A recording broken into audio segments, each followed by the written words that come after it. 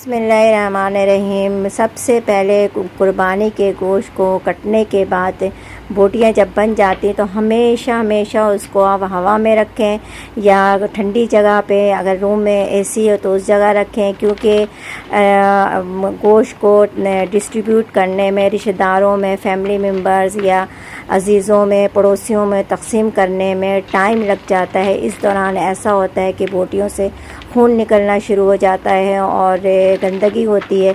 तो इससे बचने के लिए सबसे ज़रूरी है कि आप बोटियां होने के बाद कसाई से फ़ौरन उसे ला के आप पंखे के नीचे 2-3 फ़ैन अगर आप चला लें तो बहुत ज़्यादा बेस्ट है। और देने के बाद एक हिस्सा घर में रखते हैं, उसको आप इस तरीके से शॉपर में सेव कर लें और इसके ऊपर नाम लिख लें, ताकि डिफ्रॉस्ट करने के बाद आप लोगों को ये मुश्किल नहीं हो कि इसमें मैंने क्या रखा था।